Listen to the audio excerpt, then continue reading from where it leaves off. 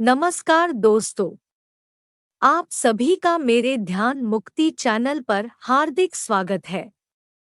आइए आज बात करेंगे कि 2024 में मकर संक्रांति कब मनाई जाएगी और क्या है मुहूर्त और पूजा विधि।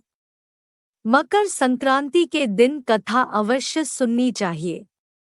साथ में यह भी जानेंगे कि उस दिन क्या दान दें।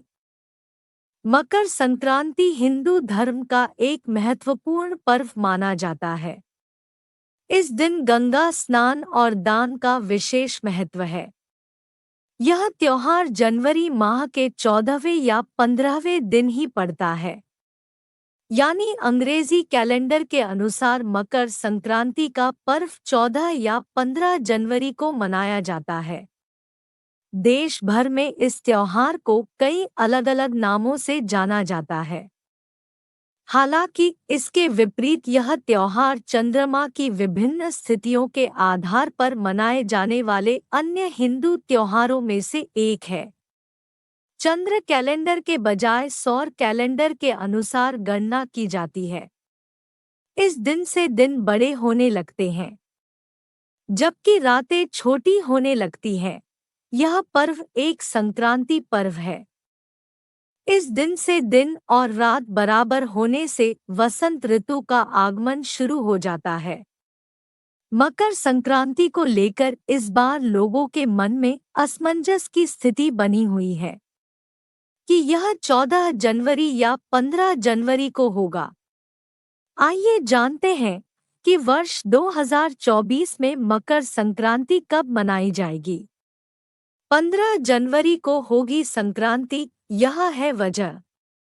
पंचांग के अनुसार 15 जनवरी को मकर संक्रांति का पर्व मनाया जाएगा। इस दिन सूर्य देव प्रातः 2:54 पर धनु राशि से निकलकर मकर राशि में प्रवेश करेंगे। इस अवसर पर शुभ मुहूर्त इस प्रकार रहेगा। मकर संक्रांति पुण्यकाल प्रातः 7:15 से सायं 6:21 तक रहेगा।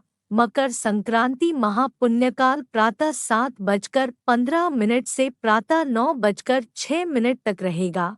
मकर संक्रांति की पूजा विधि। मकर संक्रांति 15 जनवरी को मनाई जाएगी।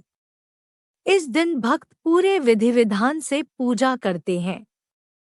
आइए जानते हैं किस विधि से करें। मकर संक्रांति पर पूजा। पूजा करने के लिए सबसे पहले उठकर साफ सफाई कर लें। इसके बाद अगर संभव हो तो आसपास किसी पवित्र नदी में स्नान करें। यदि ऐसा न कर पाए तो घर में ही गंगाजल मिलाकर स्नान कर लें। आचमन करके खुद को शुद्ध कर लें। इस दिन पीले वस्त्र पहनना शुभ माना जाता है, तो पीले वस्त्र धारण कर सूर्य देव को अर्घ्य दें। इसके बाद सूर्य चालीसा पढ़े और आदित्य हृदय स्तोत्र का पाठ करें। अंत में आरती करें और दान करें। इस दिन दान करने का खास महत्व माना गया है। आइए जानते हैं मकर संक्रांति के दिन क्या दान देना चाहिए। मकर संक्रांति पर करें तिल का दान। मकर संक्रांति पर तिल का दान अवश्य देना चाहिए। माना जाता है कि तिल का दान देने से भगवान सूर्य और शनिदेव प्रसन्न होते हैं। इसके साथ ही आत्मविश्वास की वृद्धि होती है और हर मुसीबतों से दूर होने के साथ मृत्यु का भय समाप्त हो जाता है। मकर संक्रांति पर करें घी का दान। मकर संक्रांति के दिन तिल का दान अवश्य करना चाहिए। ऐसा करने से मनुष्य को हर तरह की बीमारियों से मुक्ति मिल जाती है। इसके साथ ही कुंडली में सूर्य और गुरु बृहस्पति की स्थिति मजबूत होती है। मकर संक्रांति पर करें गुड़ का दान। मकर संक्रांति के दिन गुड़ का दान विशेष माना जाता है। इसलिए इस दिन मुरमुरे, तिल और गुड़ से मिलकर बने लड्डू का दान किया जाता है। शिव पुराण के अनुसार ऐसा करने से शुद्ध और मनचाहा भोजन प्राप्त होता है। इसके साथ ही गुरु बृहस्पति और सूर्य की स्थिति मजबूत होती है, जिससे करियर में तरक्की के साथ समाज में मान सम्मान मिलता है। मकर संक्रांति पर करें खिचड़ी का दान। मकर संक्रांति को खिचड़ी के नाम से भी जाना जाता है, क्योंकि इस दिन चावल, उड़द आदि की खिचड़ी बनाकर सेवन किया जाता है। इसके अलावा कच्ची खिचड़ी का दान करने से भी शुभ फलों की प्राप्ति होती है और कुंडली में गुरु, सूर्य और चंद्रमा की स्थिति मजबूत होती है। मकर संक्रांति पर करें गर्म कपड़ों का दान। मकर संक्रांति का पर्व सर्दियों में मनाया जाता है, इसलिए इस दिन गर्म कपड़े, कंबल आदि का दान करना चाहिए। ऐसा करने से हमेशा अच्छा होता है। आइए मकर संक्रांति की कथा सुनते हैं। पौराणिक कथाओं के अनुसार सूर्य देव और शनिदेव में अच्छे संबंध नहीं थे। दरअसल इसका कारण था सूर्य देव का शनि की माता छाया के प्रति उनका व्यवहार। दरअसल शनि देव का रंग काला होने के कारण सूर्य देव ने उनके जन्म के दौरान कहा था कि ऐसा पुत्र मेरा नहीं हो सकता। इसके बाद से सूर्य देव ने शनि देव और उनकी माता छाया को अलग कर दिया था। जिस घर में वह रहते थे उसका नाम कुंभ था।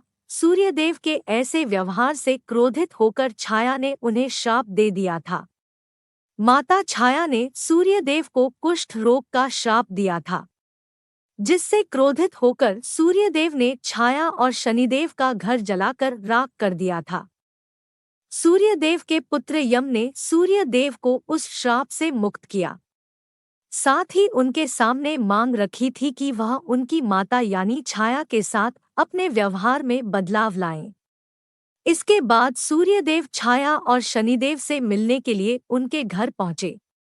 जब सूर्यदेव वहां पहुंचे तो उन्होंने देखा कि वहां कुछ भी नहीं था। सब कुछ जलकर बर्बाद हो गया था। इसके बाद शनिदेव ने काले तिल से अपने पिता का स्वागत किया। शनिदेव के ऐसे व्यवहार से प्रसन्न होकर सूर्यदेव ने उस दिन उन्हें नया घर दिया, जिसका नाम था मकर। इसके बाद से ही शनिदेव दो राशियों कुंभ और मकर के स्वामी हो गए। शनिदेव के इस व्यवहार से प्रसन्न होकर सूर्यदेव ने उनसे कहा कि जब भी वह मकर संक्रांति के मौके पर किसी के घर जाएंगे तो उनका घर धन धान्य से भर जाएगा। उनके पास किसी भी वस्तु की कमी नहीं रहेगी।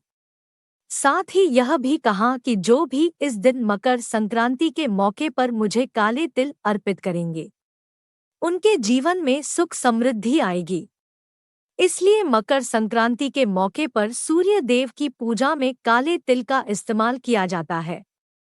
ऐसा करने से व्यक्ति के घर में धन धान्य की कोई कमी नहीं रहती है। शनिवार के दिन यह कथा अवश्य पढ़नी चाहिए।